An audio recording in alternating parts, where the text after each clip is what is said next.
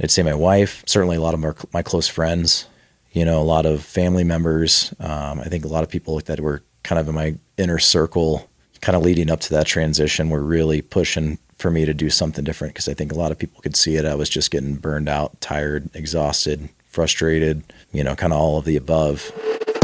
This is Andrew Petty is Dying, where we tap into the power of our mortality to become the people we were made to be and live the lives we were made to live. I'm your host, Andrew Petty, and I'm dying. I hate to say it, but so are you. In episode 86, through the lenses of our own stories, John Rittner and I introduced you to the hero's journey, a modern framework that describes an ancient and proven pathway for a life of purpose and adventure. I may be crazy, but I'm not kidding about this hero's journey thing. It would be easy to dismiss it as just an abstract academic tool for interpreting old myths and legends. Hear me on this. It is much more than that. My own story bears that out, and so does John's. It can be a true game changer if you let it. John and I are both intent on helping others leverage it in their own lives too. In fact, as I hinted in episode 86, John and I are offering a one-day, one-of-a-kind, in-person event on October 14th called The Best Is Yet to Come, Rediscovering an Ancient Pathway for a Life of Purpose and Adventure Today. You'll emerge with a deep understanding of the hero's journey, clarity about the unique adventure that's calling to you, and the next steps to take. You will be better equipped for a life of even more purpose and adventure. I'll share more details at the end of the episode. As October 14th approaches, I hope to continue to make a compelling case for why and how the hero's journey is important for all of us today, and how participating on October 14th could change your life. I'll do that today through the lens of Vince Coleman's story. Vince is a fellow Steamboat local, a good friend, a founding member of the Graveyard Group, a craftsman par excellence, an entrepreneur, and a small business owner.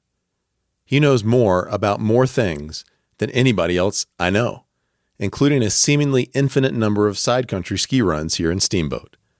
Over the past 8 years or so, Vince's life has exemplified all of the elements of the hero's journey as he successfully transitioned from one profession to another and evolved himself in the process. As you look back, Vince, what were some of the early hints that a new adventure was calling to you? I'd say most recently, as I look back, kind of into being a small business owner at this point in time, back when I was in the culinary world, I kind of felt like I was in kind of just a stagnant point in my life. After having been cooking in professional kitchens, restaurant management, so forth for over 2 decades, I kind of topped out as far as my career, so to speak. Just got to a point where I was ready for a change, ready for something different, something that was creative, something that I could use my hands as well as my mind, have something that was tactile, kind of alongside the culinary industry. I think just kind of getting, I don't want to say burned out necessarily, but just kind of getting to a point culinary wise where I was just kind of tired of it. I was just tired of the daily grind, the weekly grind, working holidays, weekends, etc. That was the big push, I think, initially, kind of the impetus, so to speak, for starting off my own business. Wanted to enjoy yourself, and everybody else was too. Yeah, exactly. I have a quick question. You used the word stagnant. You felt like you sort of stagnated. What were some of the specific manifestations of stagnation in your life? I think the routine aspect of it, it became stagnant to me. It was just one of those things like I said, day in, day out. But like, how was it showing up for you? Were you irritable? Were you blah? Were you, I don't know, were you depressed? I mean, what were some of the indicators that the status quo had run its course and you needed to change? More so, generally speaking, fatigued, I think, is the biggest thing. I think that mental, physical, emotional, what kinds of fatigue? All of the above: mental, physical, emotional, lack of creativity, not really having an opportunity to express myself, and kind of the frustration that lies within that. Express yourself on the culinary front as a creative person. As a creative person, putting up new dishes on the menu, creating new desserts, having more options as far as sourcing is concerned, just having the ability to play and have fun. Now, there had been a time when that wasn't true, right? Early in your culinary history, I don't know the particulars of the early part of your culinary story, but there was a time when you were a thriving culinary professional and enjoyed the work, and you were being able to express yourself creatively, I would assume. Was that accurate? That is accurate. Yeah. Like I said, I was in the culinary industry for, well, it was almost 22 years. And early on kind of worked through, the ins and outs, I guess, of working your way up in the culinary world, working up from a line or a prep cook rather to a line cook to, eventually managing a kitchen, having oversight as far as the menu is concerned, staff, et cetera. And I'd say probably 10 years into my career in the hospitality industry, I did have that creativity and, was able to work on some restaurant development projects, work on menu development, cocktail list development, that sort of thing, and had, really honestly a great time doing it for a long period of time, like kind of 10 years into about, I'd say 17, maybe 18 years, so about a 7-8 year period there where I was really thoroughly enjoying it. Loved the creativity aspect of it. Loved what I did for work. Really was excited to go to work. And then kind of the latter, I guess the sunset of my culinary career, I was working for a restaurant owner here in Steamboat Springs, and it was one of those things where I want to say they really stifled my creativity, but they kind of squashed it, so to speak, where it was like they have the formula that they use at that restaurant that they feel has proven to do well for that establishment. And, they didn't want to have my input on anything, didn't want to have really any kind of creativity, so to speak, outside of what they were trying to execute, week in, week out, season in, season out kind of deal. I've always enjoyed working with my hands and being creative. And it was one of those things I found I wanted to pour that creativity, or my creativity rather, into something other than the culinary industry if it wasn't going to be useful or utilized or even appreciated at that point. So it became less about creative expression and innovation, more about cranking out culinary widgets. Precisely. Yeah. Yep. And that was sort of the death knell, huh? That makes sense. I mean, that would be tough for someone for whom one of the core impulses is creative innovation and expression and being able to innovate somewhat independently. So you realize, gosh, I'm not loving this anymore. How long did it take for you to acknowledge that to yourself? And how hard was it to do that? Because you've been at it for a while. I think it took me probably the better part of a year to really acknowledge it, accept it, and kind of have time to ponder on how I wanted to, unleash that creativity, how I wanted to, what hobbies did I want to pick up, what filled my cup, so to speak. Yeah, I think just self-exploration, I guess, is really what it came down to. So you began to tinker a little bit just with other creative outlets? Tinker with other creative outlets, a little bit of kind of just some woodworking stuff on the side, just some small hobby and stuff. Kind of tried to start playing around with a little bit on the metalworking side of things.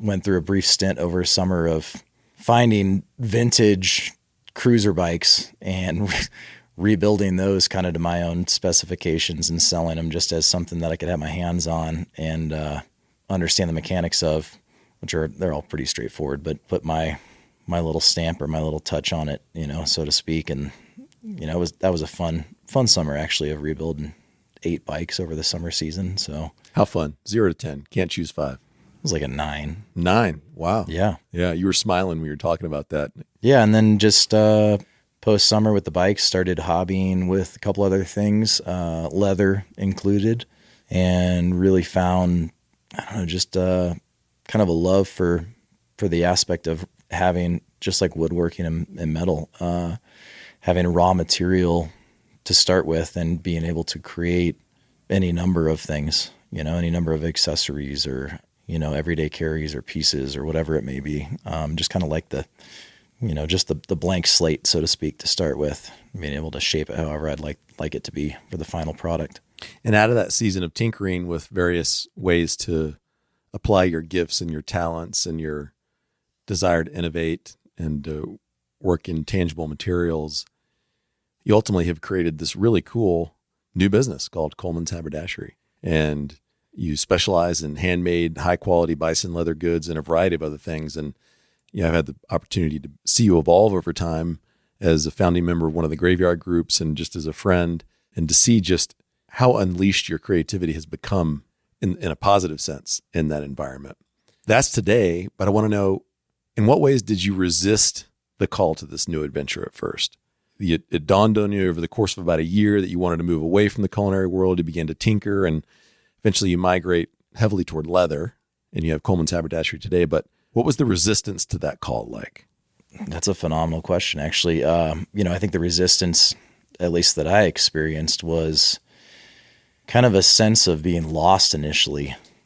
Being established in the culinary industry or the restaurant world, so to speak, having had that routine for a long period of time, all of a sudden the notion of a transition into an entirely different business, as well as a different business mindset, and the uncertainty of if it's going to be profitable enough to even make it work, and I think kind of the resistance piece that a lot of entrepreneurs or small business startups or owners face on a varying degree of levels is, how do I make this hobby, so to speak, into a viable entity or a viable business or something that I can actually make money at doing, as opposed to it just still remaining a hobby.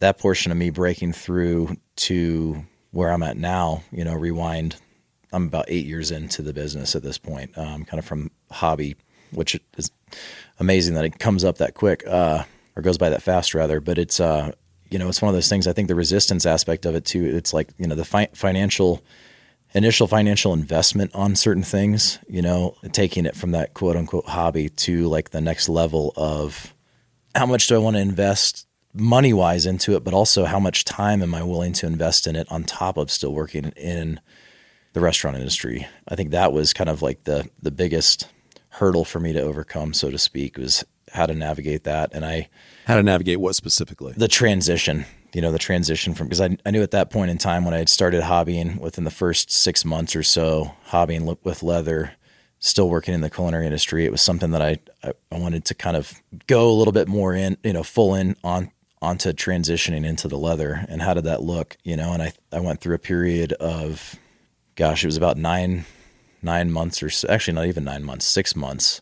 With that uncertainty, I decided to transition out of the restaurant that I was in full time, go down to just working at a separate restaurant here in Steamboat for a couple days a week, just to kind of offset the income piece aspect of it, until I felt like I had grown the business to a capacity of being able to fully transition into it. And I will say it's unlike a lot of other startups. I just simply funded the business like out of like a savings account, just with $1,000 is what I started with on the business. And did you ever have a homeless part of your story? Because no, all the actors get on YouTube and talk about you have to be homeless in order. No, thankfully I wasn't. No, I wasn't homeless at all. But the uncertainty portion of it too. I mean, that was kind of a bit of a barrier of when would I be able to jump fully into this, dive into this leather business 100%. Yeah, in your most vulnerable moments, what were the fears that plagued you most about moving forward with commitment into this new adventure? If I do this, then... Yeah, I mean, and that's the thing is it's needed to jump in 100% into something to find out if it actually truly works, instead of having 1 foot in and 1 foot out. With the style of leather accessories that I make, as far as recessions are concerned or any downturn in the economy, luxury goods tend to be one of the first things to go.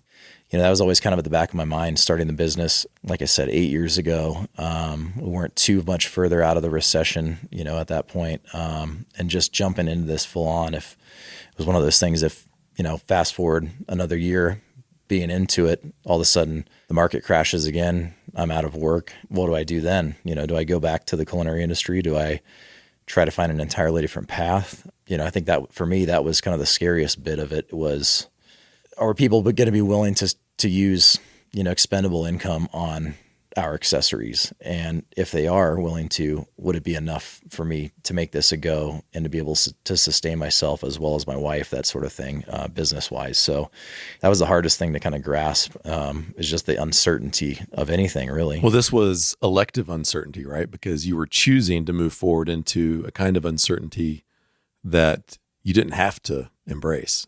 I like your point, though, because you say, I guess there's always uncertainty, and there is. And I like to remind myself and my clients of that there are very, very few things in life that are truly certain. I mean, death is maybe the main one. I always say death and taxes. I mean, I guess taxes aren't, strictly speaking, even completely certain, but getting ourselves over the illusion of certainty, I think, is a pretty important point of maturity in our development. In your case, you were choosing elective uncertainty. You didn't have to embrace this uncertainty, but you didn't want to go back to where you'd been. You knew something was calling you forward, and you knew with pretty high degree of clarity what that thing was. But there were these points of resistance. What if there's economic catastrophe like there had been in recent memory? What if my sector in the economy just craps out? Will the debt that I incur, will I be able to recoup that and become profitable? So there were, a number of concerns. And so in light of that, what and/or who helped you accept the call to adventure and move forward? At some point you burned the ships and went for it. I think my wife was, it was one of those things. She was a huge proponent and encouragement as far as transitioning into something entirely different. And I think it's partly because, obviously you work late nights, weekends, holidays, we'd go literally the whole day other than the morning without seeing one another. She'd get up, go to work at whatever, 8:30. I'd be typically in bed still. She'd return home at 5:00. I was already at work at that point in time, and I'd get home late at night. So I think she was kind of from the notion of starting something different, owning a small business, and kind of leaning into the leather goods side of things. She was a huge encouragement, and still to this day is. I think she was pumped to have something to see me be able to be creative again, kind of fill my cup as far as just having a little bit more of a light, so to speak, being happy again, kind of content with what I'm doing.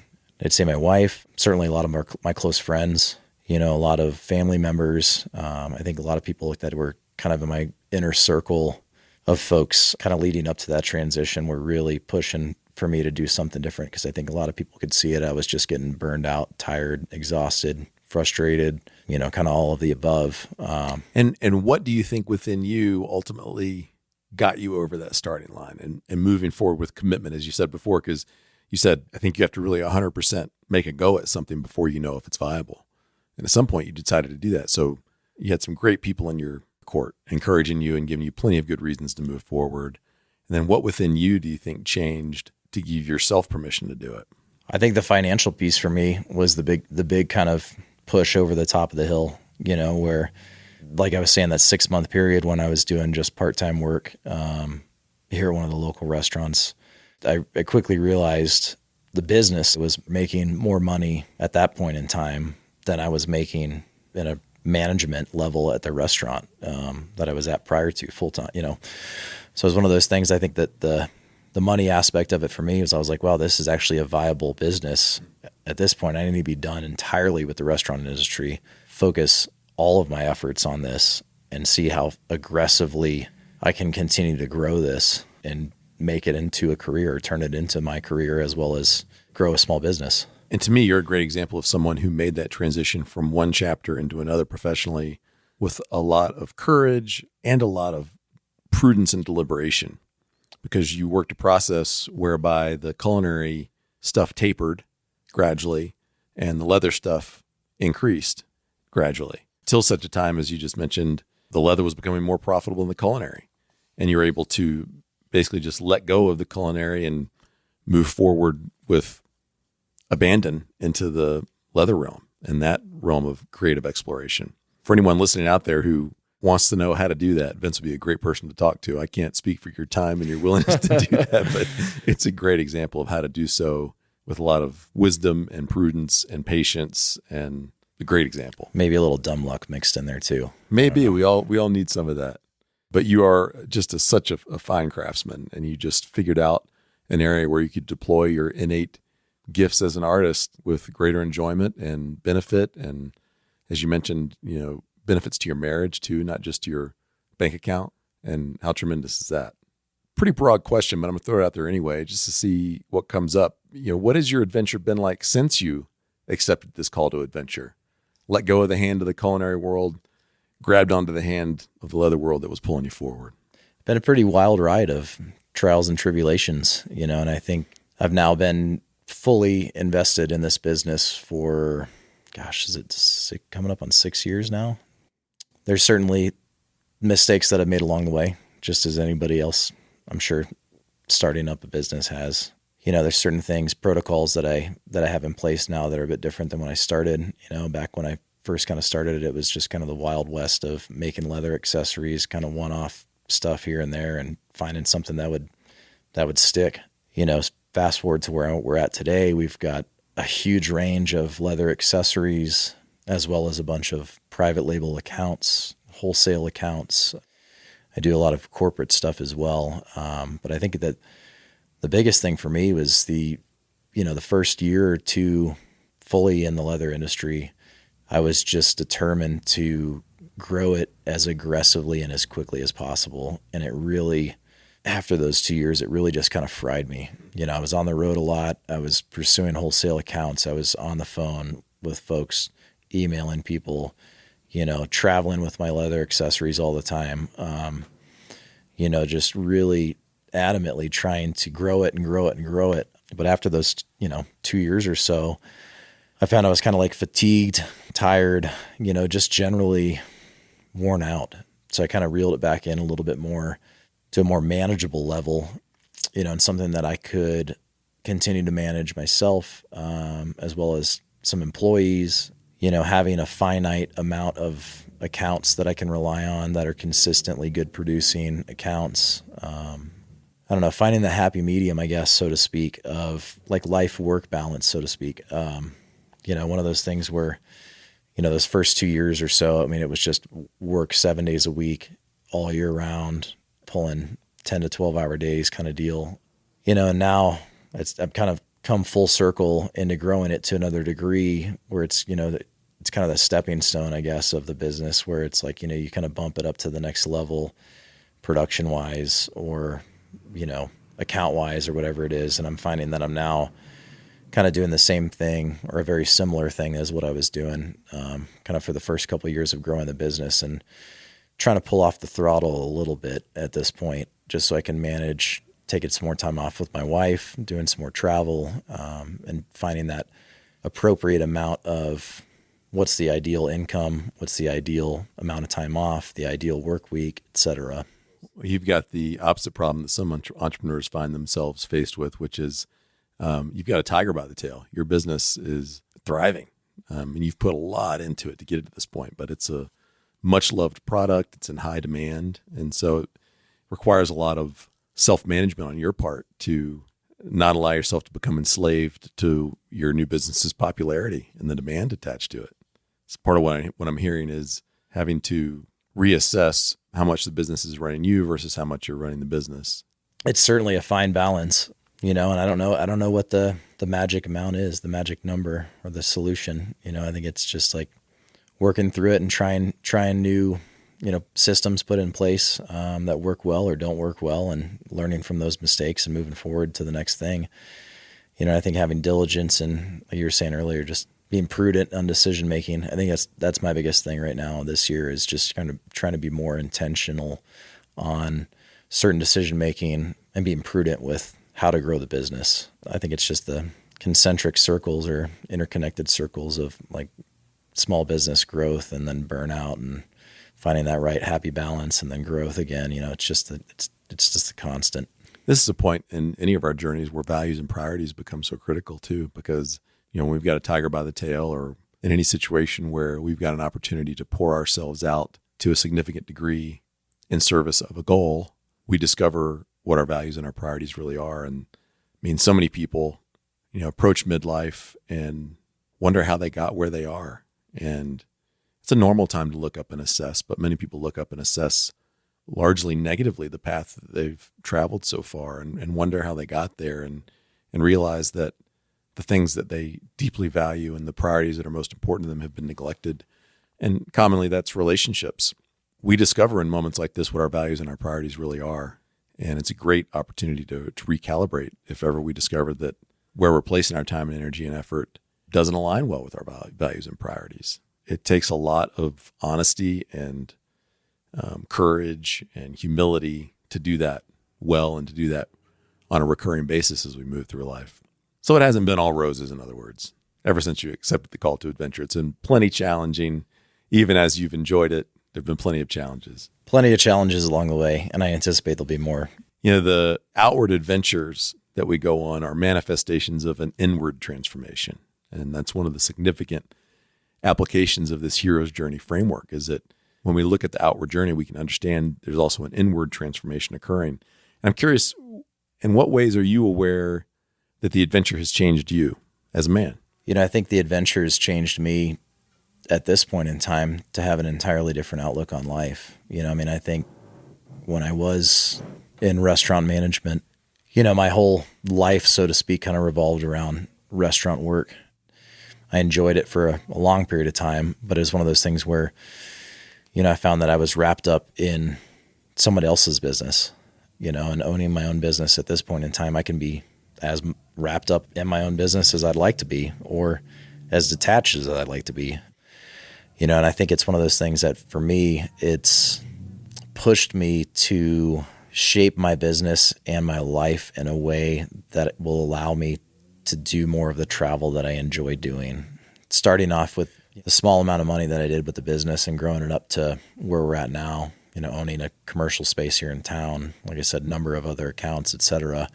It's one of those things that I think if people, at least if I can set my mind to something and apply myself in a manner that I feel fit, then I don't want to say it's easy to accomplish anything, but it makes it easier to accomplish what you like to do.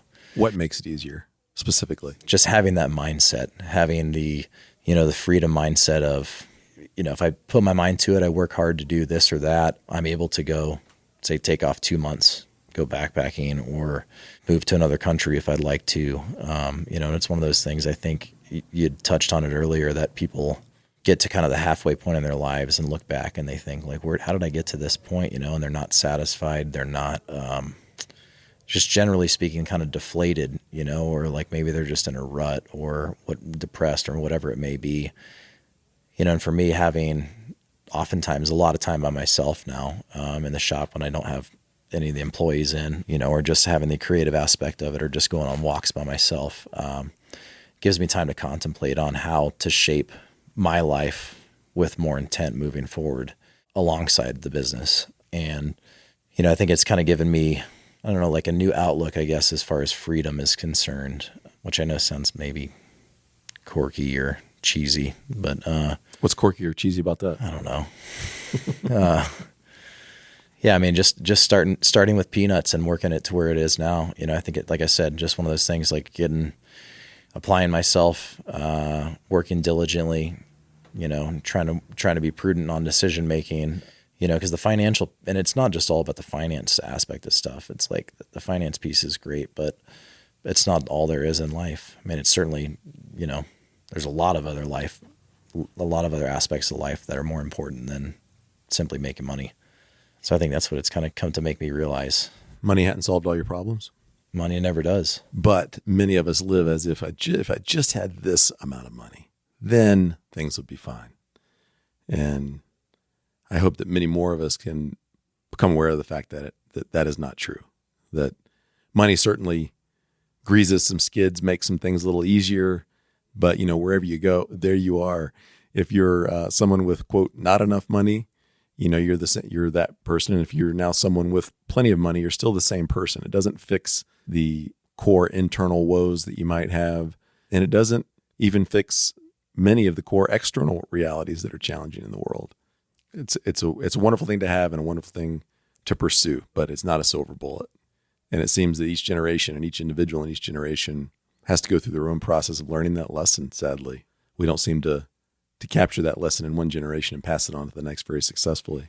I would agree. Money is one of those things that just, it can simply add comfort to a lot of things, make, like you said, grease the wheels a little bit easier, but I think ultimately for me, life is more about the experience. It's about the relationships, travel, loved ones, things that are not tangible, so to speak. Money can make things a little bit easier, though it can also make things more challenging. Yeah, and the irony is too that, comfort really, as often as it protects us from harm, can also do us harm when we settle into comfort and get soft and get complacent. And to your point, we're made more for, my words, not yours, but this is what I heard.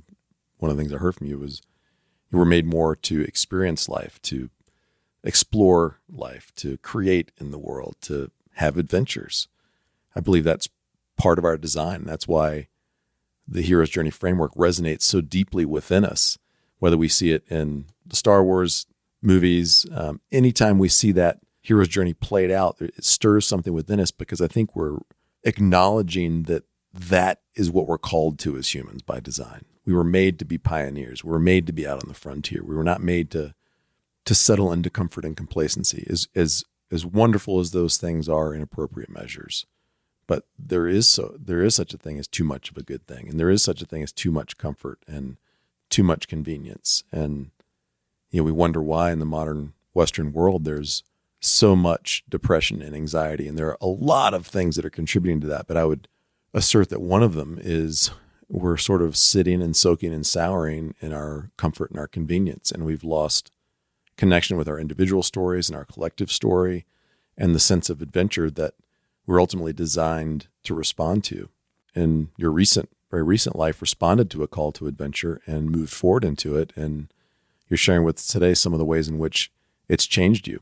And Vince, the ways that you've been changed are changing the world around you, the world that you inhabit, our little bubble here in Steamboat. But you are now a very different man than you once were because you chose this call to adventure. Your marriage is different because you chose to accept this call to adventure. You're contributing in the world in ways, practically and tangibly, in ways that you weren't before. So it's a good thing when we respond to this call to adventure and all of its uncertainty.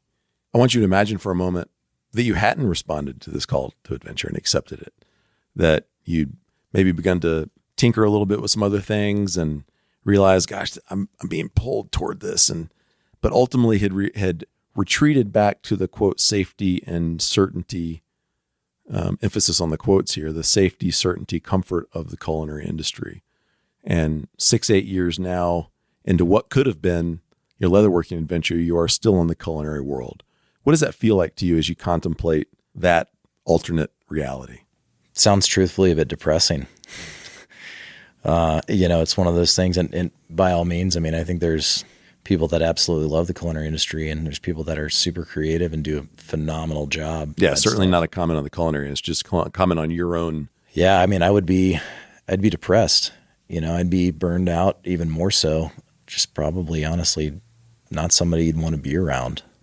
It's interesting. You kind of touched on the complacency aspect of stuff a little bit back, about creating soft men, and it's one of those things, like, it's kind of been a recurring thing I've seen pop up recently on my feeds. It's, which I'm sure you're probably familiar with. I think we're on the tail end, or like the low portion of the cycle of good times creating weak men. And I think you've probably heard that metaphor before, where it's, tough times create strong men create good times create weak men create tough times, and it's that cycle of, it kind of goes back to the uncertainty of it too, with my line of work at this point in time, and just, I guess where we're at on a global scale, but it's kind of go back to what you're just asking me about the culinary side of things. I'd be just worn out, tired, burned out, ready for a change. Who knows? Maybe I wouldn't even be in Steamboat anymore. Vince, what do you hope our listeners get from today's conversation? If you could bottle one thing and everybody got it just as you intended.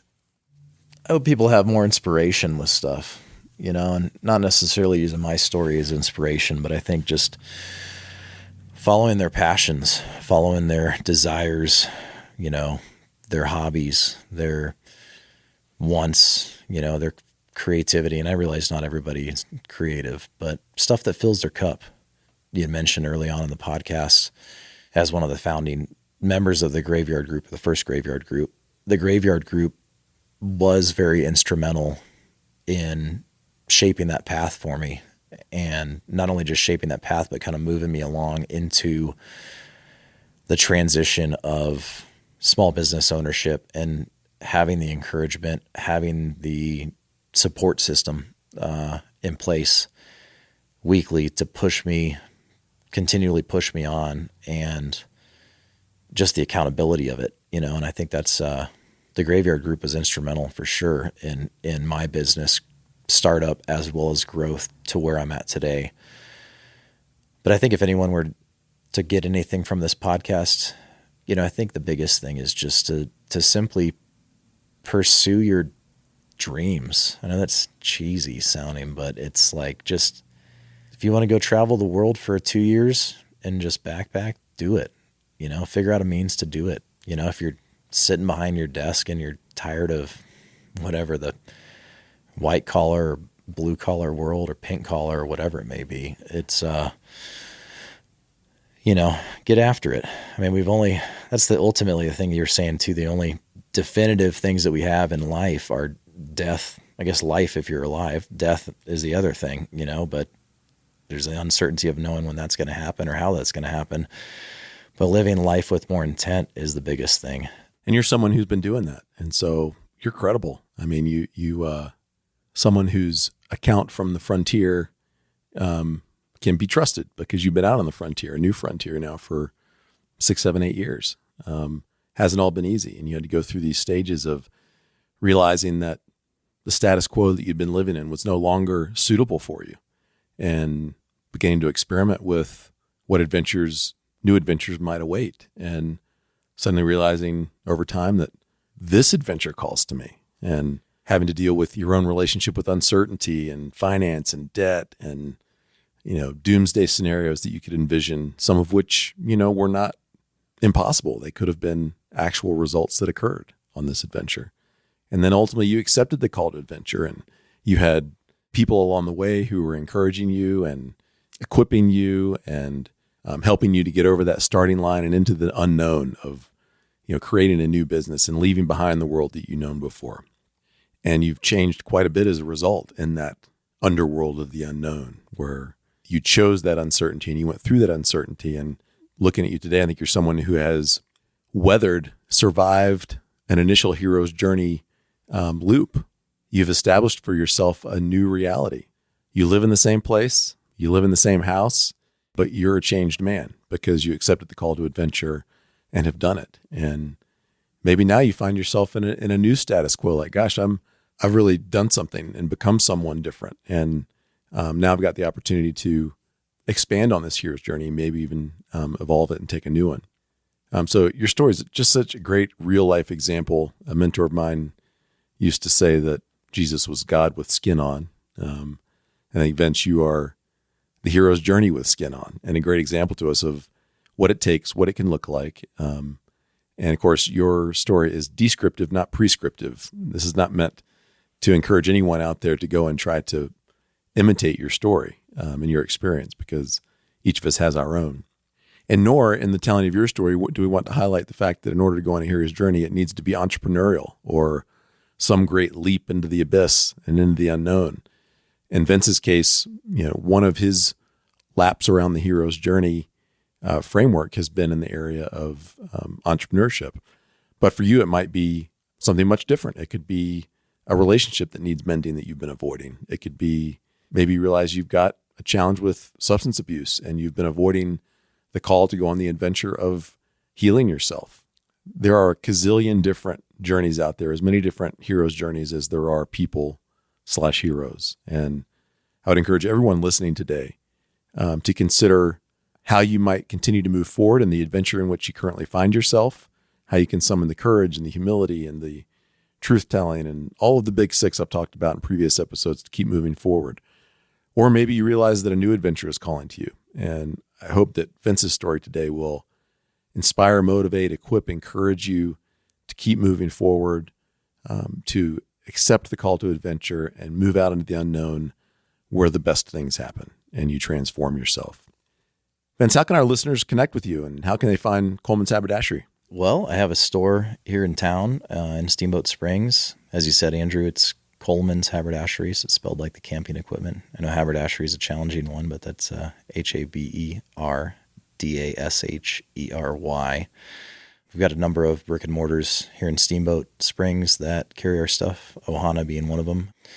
You can also find us on Google Maps. Coleman'sHaberdashery.com is another one. Or if you just want to type in Coleman's Hab, HAB.com, that also has a redirect. Or you can find us at the farmer's market if you happen to be up here during the summer months on Saturdays. We also have a variety of accessories at Steamboat Ski Area, Jackson Hole, Winter Park, Three Forks Guest Ranch, a number of other properties kind of scattered around the mountain states as well. Beautiful. And I'll include all of that in the show notes as well. I hope you'll check out Vince's handiwork. It's awesome stuff. I've got a bunch of things and am a recurring customer. Awesome stuff. Vince, thanks for being here today, man. My pleasure, Andrew. Thanks for having me. Everybody out there, remember, you are going to die. It's not a question of if, it's just a matter of when and how. But you're not dead yet, so get after it. 2 decades into a successful culinary career, Vince's experience of his status quo began to sour, and a new adventure began to call to him. After a period of resisting the call, and with the help of family and friends, Vince eventually relented and accepted the call to adventure, despite financial fears and uncertainties. He left his familiar culinary world and entered the unknown land of entrepreneurship and an entirely different trade. In the unknown, he encountered trials and challenges like burnout and was refined by the experience. He emerged from his passage through the unknown with a thriving business and a new understanding of personal freedom and what it takes to acquire it. In Vince's own words, he emerged with an entirely different outlook on life. Looking in your rearview mirror, how has Vince's story helped you see the hero's journey in your own story? Now, looking through the windshield of your life, how does Vince's story help you see the adventure that you're currently experiencing more clearly, or the new adventure that's just ahead? If you're resisting the call to adventure, what will it take to accept it and move forward? If you've already accepted the call to adventure, but are tempted to turn back amidst the perils of the land of the unknown, what do you need in order to persevere instead? We were made for adventure with a capital A, with all of the peril and uncertainty that come with it. Not just theme park roller coaster adventure, but the kind with real-world consequences. The outward journey both creates and is a manifestation of an inward transformation. When we shrink back from adventure, we stunt our own growth, and therefore, others' growth around us. When we stride forward courageously into adventure, we catalyze our own growth, and also that of others around us. Onward, hero. We're all counting on you. Heroes' journeys come in all shapes and sizes, from a major vocational transition like Vince's, to summoning the courage to have a hard conversation, to leaving the house for the first time in a while. We see them as we look at the whole span of our lifetime, and we can see them in the span of just one day. The pattern is everywhere, and at every level of resolution in our lives. What if instead of simply being an observer of that pattern in our lives retrospectively, though, we could voluntarily activate it to live with even more purpose and adventure? That's exactly what The Best Is Yet to Come will equip you to do.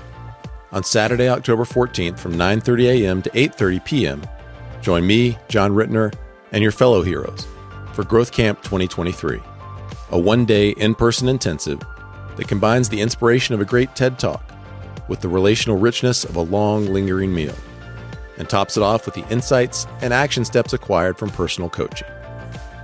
Whatever adventure calls to you, you will learn how to become the hero in your own story and be empowered to move forward with guts, gusto, and abandon.